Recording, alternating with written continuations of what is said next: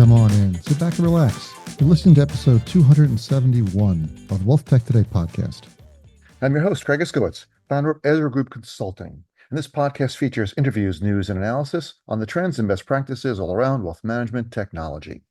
And my guest for this episode was CEO of DocuPace, David Knoc. David is an accomplished leader and financial services executive with more than 20 years of high-profile leadership. David joined DocuPace as CEO in April 2020. Quite a time back then. Remember what was going on in April 2020, and has spearheaded the company's strategic transformation, marked by double-digit revenue growth, product capability expansion, multiple acquisitions, and numerous industry accolades. Before DocuPace, David was at First Global for almost 2 decades, starting out in 2000 as an operations specialist and working his way up to president of the firm in less than 8 years. And he kept growing the business until their sale to Blucora in May of 2019. David is also active in the Financial Services Institute, which is an industry lobbying organization, in case you're not familiar with the FSI. He's been a board member there since 2015 and chairman of the board in 2019. Now, in this episode, David and I spoke about a number of things. First was DocuPace securing a majority investment from Genstar Capital, which was big news, enhancing their growth potential. Also, some new UX, user experience launching. They did a big redesign of their platform, redesigning B2C principles for improved usability. And then we also talked about the 2025 roadmap, including AI integration, RIA-focused tools, and becoming product leaders in compliance. Now, speaking about product leaders, as well as software like DocuPace's, here at Ezra Group, we're experts on all aspects of wealth management software, including onboarding solutions, data gathering, proposal systems, and portfolio management, proposal generation, just to name a few. Now, what's common among all those applications is data, and it needs to be organized, stored, and managed so you can leverage it across your business. Otherwise, you're really just wasting time and money.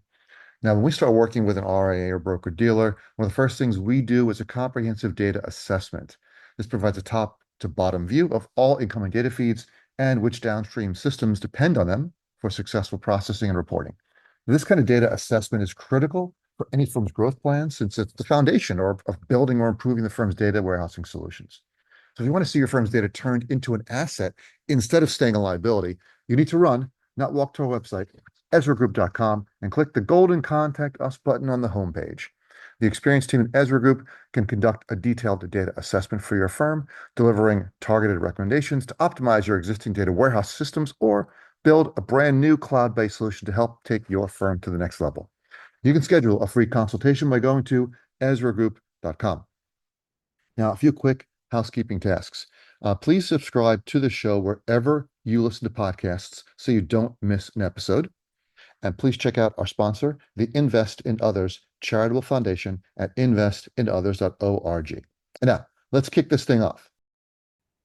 All right, here's our next guest on the program. I'm excited to introduce David Knoc, CEO of DocuPace. Hey, David, thanks for being here, man. Thanks, Craig. I appreciate it. Glad to be here. I'm happy to have you on again. You're a frequent guest on the podcast. Where are you calling in from? I am calling from Dallas, Texas. And it's lovely in Dallas this time of year, I've heard. It is. It's our 1 month of lovely weather. We're definitely in it. It's 84 degrees and sunny in Dallas. So it'll be 32 probably next week, I'm guessing. But we're in our 1 month of beautiful.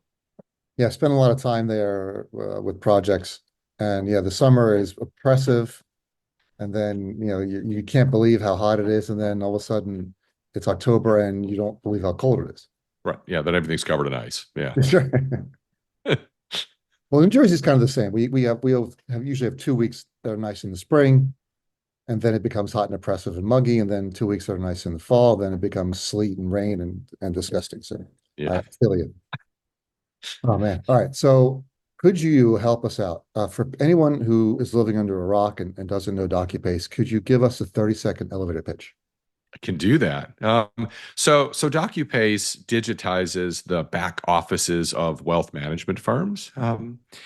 For a lot of wealth management firms, they've made great investments in front office technology. They've got CRM, financial planning software. They're using a partner like Ryan or Envestnet. They've got multiple clearing custodial firms. The challenge for these wealth management firms is they have not tied all of that together into a sort of rational operations process and workflow. And so DocuPace does exactly that, whether it's data gathering, new account opening, workflow, doc management, advisor compensation, post-trade surveillance, regulatory document delivery, or advisor transitions. DocuPace is a suite of operations tools that makes, advisors and their firms' lives easier. And you guys have been around for a long time, over 20 years in the industry, and really has established yourselves as the primary backbone for a lot of very large firms. Yeah, it's true. I mean, DocuPace was founded in 2002, so we're 22 years young. I think in the operation space, one of the things that works really well for us is that technology maturity is an asset in the space that we operate in. Certainly, there are segments perhaps where the newest and most innovative might be the most exciting, but there's something to be said in operations technology for having seen and solved every possible use case, right? Our technology is definitely tried and true. We can talk a little bit maybe later about where we're going with some of that. But yeah, we should cross over 300,000 users on the platform before the year is out. So there are a lot of people using DocuPace. I mean, we opened more than 2 million accounts last year. We got 150 enterprise clients. I mean, it's a big organization today for sure. And all that success has led to the news I wanted to talk about with you was congratulating you. Congratulations on the recapitalization majority investment from Genstar Capital that you guys announced in July. Can you talk a little bit about that? What was behind it? How it's going to, what led you up to that? Because FTV Capital was your previous investor, and how that's going to change your relationship, and where you feel this capital will help you grow. Yeah, for sure. No, that's great. I mean, we're super excited about the partnership with Genstar. It's a firm that's got an amazing pedigree in the financial services industry. They have successfully invested in both wealth management firms like Cetera, like Cerity, like Mercer, right? So they've invested in some really, really great wealth management firms, but they've also got an incredibly strong technology pedigree as well, with Orion being a key investment for Genstar. And so I think it's really helpful for a wealth tech firm like DocuPace to have an investor that knows both what it's like to be in our chair, but what it's like to be in the chair of our clients as well. And so that's particularly useful. I think the thesis for Genstar, if I can speak for them, I guess I am at the moment, it sort of remains similar to the thesis that DocuPace has had. And perhaps this is why it was a sort of ideal marriage of our firms. There is still a massive opportunity in our industry for firms to digitize their back offices. Far too many firms today are relying purely on custodial technology and taking a swivel chair approach to opening new accounts, or they've tried to build out capabilities on their own, and have probably amassed some technology debt perhaps in doing that. And so the market opportunity for firms to rely on a scaled, proven partner, I think, has been there for a while, and I think it remains there, right? And so certainly Genstar is investing behind this theme that you could probably find all sorts of third-party research reports to prove out the reality of it, but there's clearly investing with us behind that theme. We would argue that we're the sort of largest player in the space, best at doing this. And so I think they've found a premier brand to do it. I think as far as the future goes, I think a big part of Genstar will certainly help us accelerate the product roadmap that we've got. We'd love to talk more about what that product roadmap is. And they certainly give us the ability to accelerate that product roadmap. I think the other thing, which will probably be, my guess is will be as noticeable, is that we've got an opportunity to continue a strategy that we used earlier on in my time at DocuPace, which is bringing other sort of back office technology point solutions into the DocuPace family. I think we've been on a journey to build a back office ecosystem at DocuPace. And I think part of the way we can do that is through sort of smart M&A. And I suspect GenStar will be a great partner in allowing us to do more of that.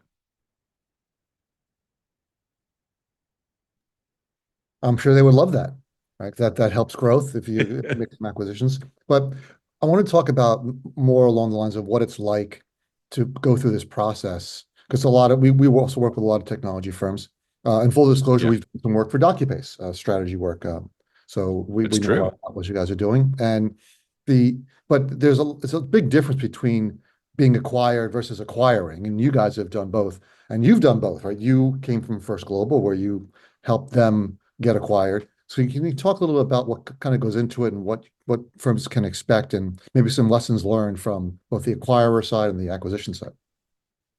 Yeah, I mean, I'll give you a couple things, right? Because I think there's two big categories to this. There is sort of partner ethos, right? There's the human side of this, which perhaps some firms don't give enough thought to. And then there's sort of the readiness aspect to it as well. I will say, we'll take the second part first, is sort of more of the operational or technical readiness. I think I don't think firms should be waiting until they think it's time to hire a banker or go through a process to start thinking about what that exit might look like, right? There's this concept of writing your sort of sale documents, right? Your sale materials from day one. And so I've kind of always held on to this view that from the second I start working on something, I should be thinking about, how am I going to talk about this to the next investor, right? And so no matter what stage you're in, I think if you're running another wealth tech company, you should probably be thinking about, how's this decision going to look when I talk about it to my next investor, next capital provider at an exit, right? If you do that now, you'll make better decisions for then, and it will be easier to be prepared at the end, right? And so I think the biggest thing is to start making the decisions today that you need to make to actually go through a successful process. I will say that's likely to drive you to systems or processes that create scale and repeatability. It will drive you from making one-off decisions, right? You'll think about, how do I talk about what we're doing here to somebody else? And will it make logical sense to them? Even if it makes logical sense for me to make this exception, like, how's it going to sound when I vocalize it to somebody else? I'm generally a big proponent, when you get closer to the end of the process, to hire a banker who will sort of enable you to pull all the stuff together to tell the story the right way. There is certainly a way to tell the story when you're trying to bring in a new partner, which looks a little bit different than how you tell the story in a sale process. And bankers are good at helping you crystallize that and transferring certainly a lot of work to them going through the process. I think the part that matters as much as any of it, though, is, if you're the founder or the operator and you plan on being part of the business going forward, which I think in the wealth tech space, many of us do, as I do and am.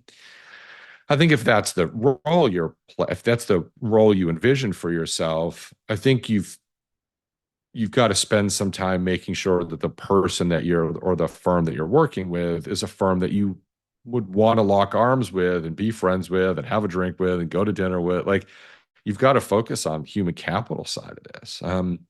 You're going to go through successes and failures together over the next 4, 5, 6, whatever years it is. And you've got to believe that's somebody that you can go through that with. Because that'll inform how your board gets created, and that'll inform how you deal with the stress of running the business. But the quality of that partner as people matters a ton. And I don't know that everybody gives as much attention to that. And nothing against bankers, but bankers aren't as likely to pay attention to those aspects, as it affects them differently.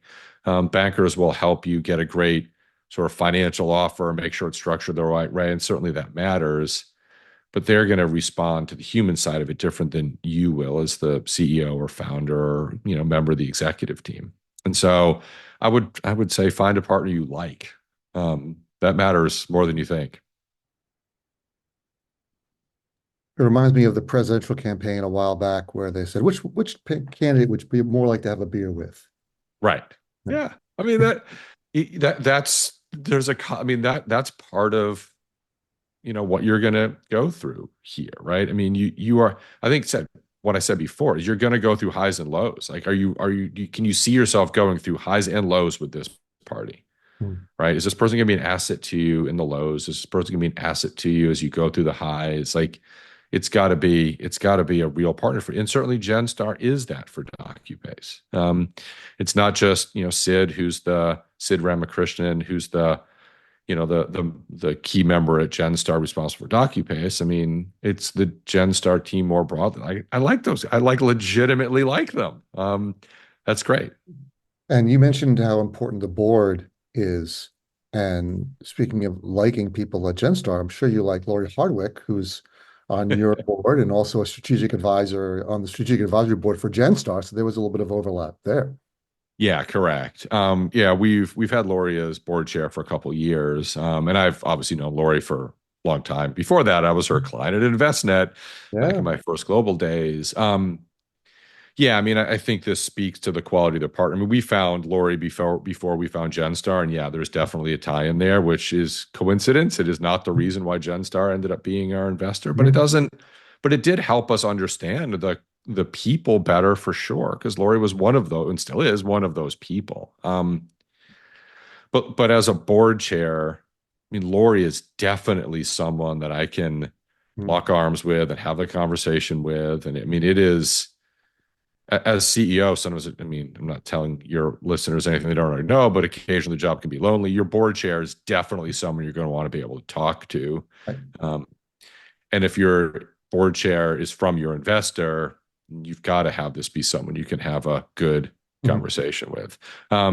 We've added Ben Brigham, by the way, who's also one of the strategic advisory board members at GenStar to our board. I'm getting to know Ben through this process, but Ben's got an incredible background at Schwab, as you probably know, and some of your listeners know. And so he's been, I mean, it's not been all that long since we closed, and in the, or our few months and through the diligence process, Ben is excellent. Like his strategic thinking and ability to add value is excellent. Like we're super glad to have him around. And our friends at FTV have stayed. And so they've reinvested back in the business. They're super excited as well. So we're in a great spot today. It sounds like it. And we've worked with PE firms, I know you have as well, that don't have the kind of experience and hands-on operating work that GenStar has. Right. So they are in fact become a strategic partner as opposed to just we're just a bunch of money guys and here's the money, now go make it for us. Right. Would you say it's a very different experience and going to be a very different benefits for you working with them versus another PE firm that we won't name.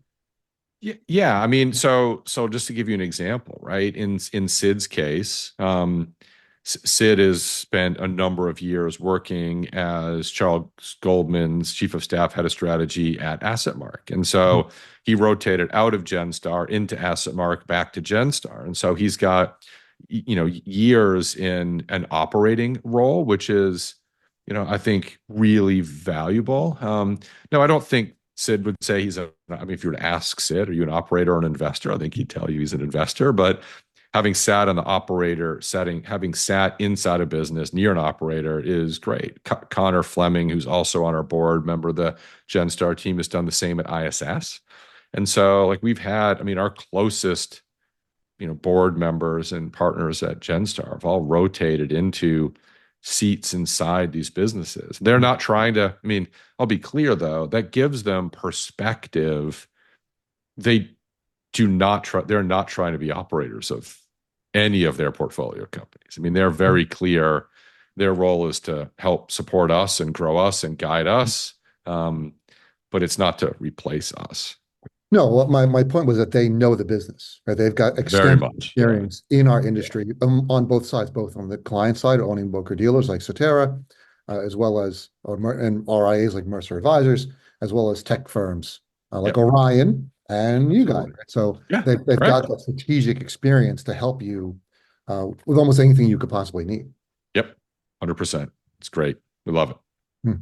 And I will say, I mean, just to kind of round this out, I mean, selfishly, as the one who's been here for the past 4.5 years, trying to, make changes to the business for the benefit of our team and our clients, to have an investor spend significant time diligencing you and ultimately coming to the conclusion they want to be part of your journey. I mean, that's incredibly validating for us. Right. And so again, that's incredibly selfish, but it does speak to the fact we've likely made some good decisions and served our clients well and have a good technology stack and a good market position. And so that feels good.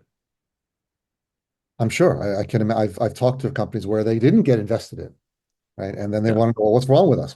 Sometimes it's just not a good fit, but other times Right. the investor finds something. And we've been hired by PE firms a number of times to due diligence. So sometimes we find a problem that, maybe you need to look into, and then that scares them off, right? So Yeah. you're not always looking for problems, but sometimes, you have to point them out. Yep. Well, again, this is why, going back to my comment, you've got to be, I would be a huge proponent of any of your operator listeners on here, run the company like like it's for sale, even if it's not. It will make you press into stuff like that. It will make your decisions change. And likely those are probably good for the business, not for a sale process. They're probably good for both, right? Run it like it's for sale, but don't run it like you want to sell it. Correct. Yeah. Yes, exactly. Like make good decisions that you could shine a light, like make decisions for the business that you would be happy to shine a light on and say, this was a great decision. Here's why we made it. Here's how it benefits our clients. I mean, I'm not suggesting any kind of short-termism. We're not trying to run the business. We don't run the business in a way, like we're not trying to not spend or cut costs or dress the business up. Like that's just dumb, especially if you're going to be running it afterwards. Like you got to make the decisions you got to make for 10 years from today. But those are decisions that your investors want to see you make. So, indeed. Moving on from that, I wanted to congratulate you. DocuPace was named to the Luminaries Awards as a finalist in 3 categories. Excellence in marketing and PR. So big kudos to Ryan, George, and his team. Financial planning innovation for Precise FP. And, drum roll please, Executive of the Year for our very own David.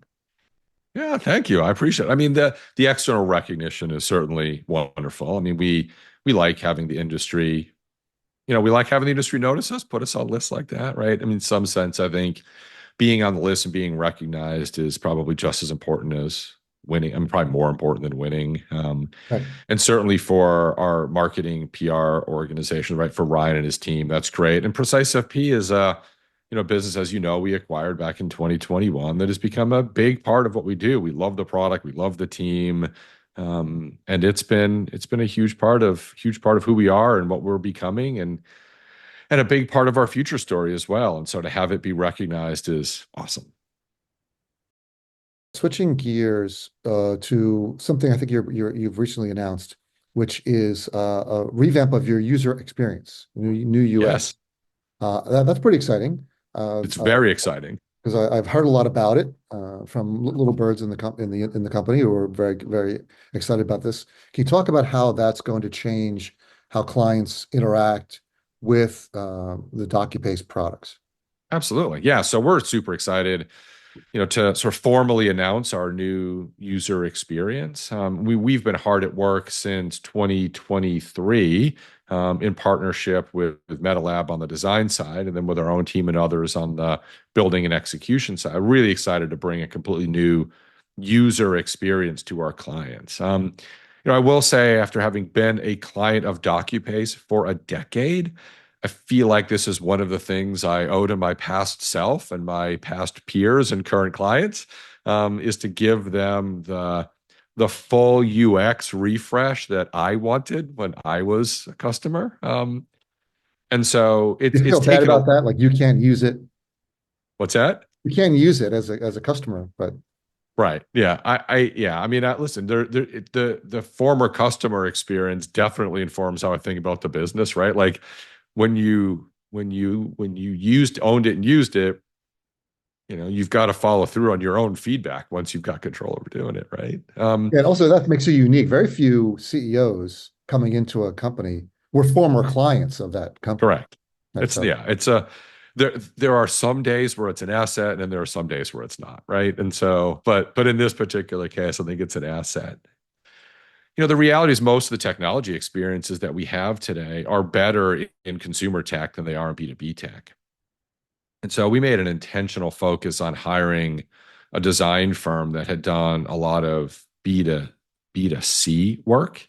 Right. They've done Uber's website, notary.com. I mean, they've done a bunch of, consumer facing, large consumer facing technology user interfaces. what's the name of this company again? MetaLab. They're out of Lab Vancouver. in Yeah. Vancouver, right? Yeah. They're awesome. Um, So we've tried to bring those design principles into what we did. And I think the other thing that was useful here is we used a lot of market feedback, customers, prospects, even my wife's cousins, Mike Zabrowski's family members. Like we took people from in and out of the industry and had them give us feedback in the designs. And so there's been a lot of client participation in what we're creating. And so the end result of this is a vastly simplified user experience, right? A lot more elegant and easier on the eyes and easier on the day for people, particularly our back office processors who use DocuPace all day, every day. I think the other thing that's been meaningful in this is it's given us the ability to begin to move more tools into the hands of clients. Now that's future development work for us, but this was built in a way that allowed our clients to do more self-service, more configuration. And so we've built a number of tools to make implementation of DocuPace easier, to DocuPace easier. We've built a lot of those automation tools for our own team with the idea of extending them into the new user experience when they've been tested and matured, right? And so we're building with the future in mind. And a lot of that future is to allow clients to do for themselves the things that we know they want to do. And a lot of that is the implementation configuration work. And so that's been a big part of the journey as well. Add to that the ability to do better reporting, more data, right? I mean, we've really created we've worked a lot on the foundation behind the UX that enables new capabilities that will get delivered through the UX. And so this project has been bigger than just what you see, I think, at the end of the day. It's really a sort of full refresh of everything to be focused on a future that includes things like, again, a lot of the work here will allow us to do work in AI in 2025 and beyond. Letting clients do what they want to do. That's really Yeah. sweet. Any software application. Yeah, I mean, we've definitely got a professional services element to our technology, and our goal is for the professional services really to be used in cases where either A, we're solving for a very novel use case, which would probably occur with some, very large clients and prospects, right? Really building something that has never been done before. That'll probably involve both engineering and software development. But that's a case where professional services make sense. And certainly in cases where clients may not want to do the work for themselves, I'm happy to have them hire us to do the work. What we don't like is clients not being able to do work for themselves that they want to do for themselves, right? Things that are not novel use cases that they want to do. And so it's been important for us, and we're not there yet, but we're building with that goal in mind, is to turn over as much of DocuPace to our clients as we possibly can. And I think a lot of clients would appreciate that. I know the clients that work with Ezra Group would appreciate that, right? Definitely. We know. Yeah. I mean, we definitely know they'll appreciate it. They'll use it. So you mentioned AI a minute ago, and I wanted to wrap up with talking about the product roadmap for DocuPace. What Yeah. can DocuPace clients and Sky's clients? Let me stop that in case Yep. I put out. Correct. Let's talk a little bit about the product roadmap. Since you mentioned AI before, can we talk about what's coming down the pike for DocuPace clients that they could see in the next 6 months or so? And what exciting things what can we expect to see? Yeah, I mean, let's talk about the work we're probably going to be starting as we go into 2025, because some of these projects will take a little bit longer. And so some will take 6 months or less, others may take 6 months or more. But a few that we're really excited about. First, we'll get the new user experience into the hands of new clients and existing clients in 2025, which is great. We've spent 2024 really building out a new integration layer. And so putting more partners into the DocuPace ecosystem is exciting for us in 2025. With the new integration layer, we can do more partnerships, more quickly. And so I think that's really beneficial. I mean, one of the strengths of DocuPace is how broadly integrated we are. I know you guys have an integration score. Our goal is to get a 10 in your integration score. Yes, that should be every company's goal. Correct. So we're building our integration strategy with an Ezra Group integration score of 10 in mind. I mean, maybe we'll even get the enviable Spinal Tap 11 from you. We'll see. You're going to have to give that to somebody. This amp goes up to 11 in case you want that a little bit more. Exactly. That's what our integration strategy is going to do. We'll be your first 11.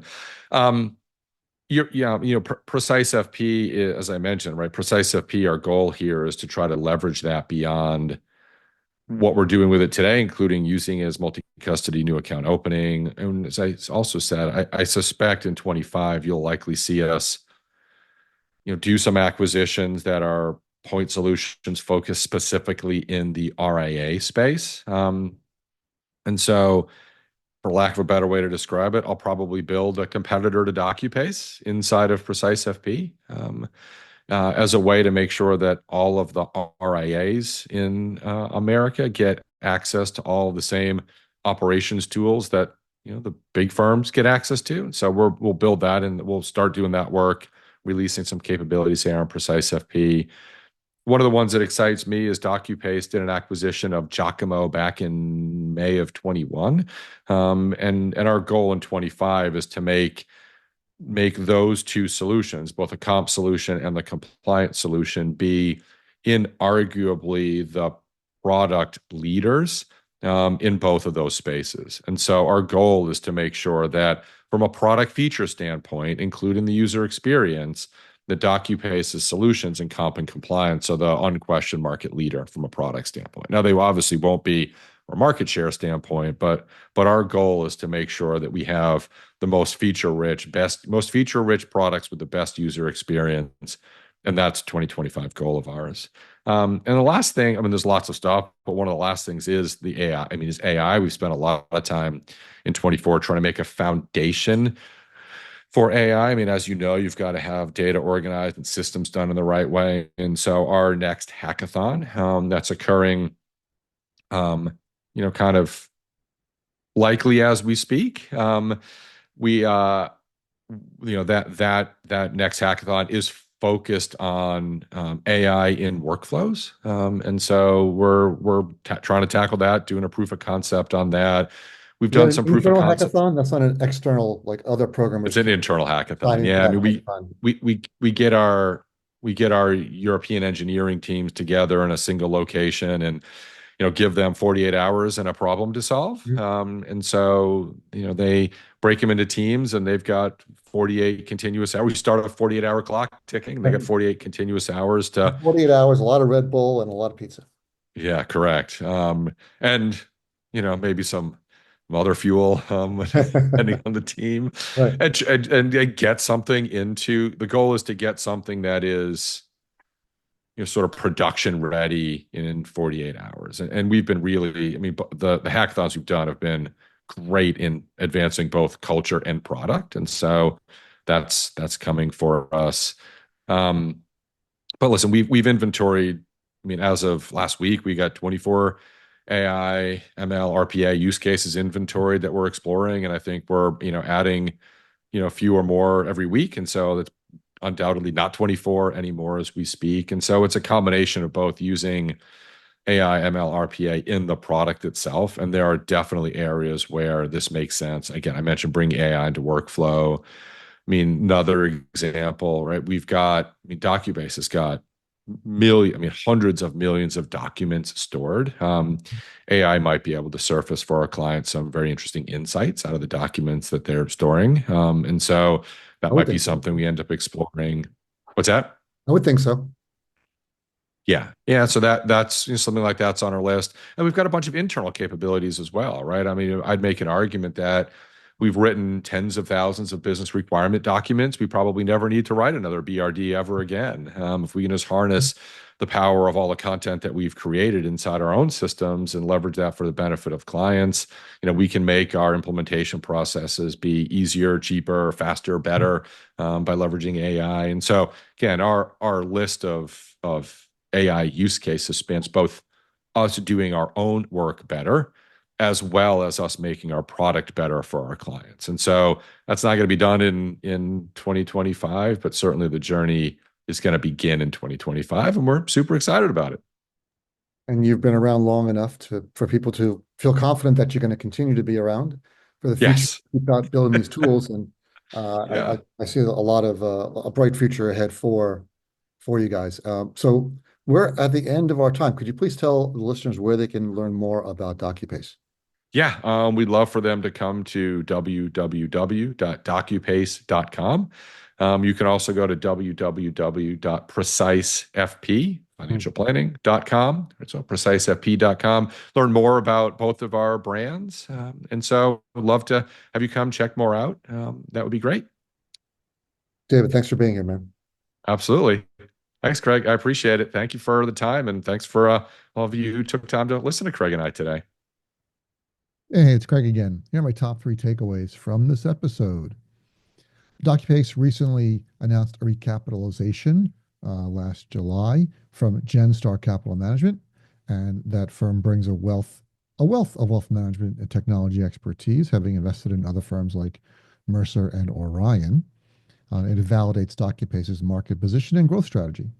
And of course, FTV Capital, their former full owner, reinvested, which shows continued confidence. Number 2, their new user experience. DocuPace partnered with Meta Labs, who designed Uber's user experience, to redesign their B2C to B2B platform. They got extensive market feedback. It's simplified and elegant interface. I saw a demo of it. It looks really good. Having seen DocuPace's platform evolve over the decades, they've been around for quite some time. Seeing them completely revamp their user experience is a great step for them. And finally, the 2025 product roadmap. David was kind enough to share some tidbits from that. There's going to be Precise FP expansion into multi-custodial support for neocon opening. Some Giacomo products are being revamped, their advisor comp and compliance software.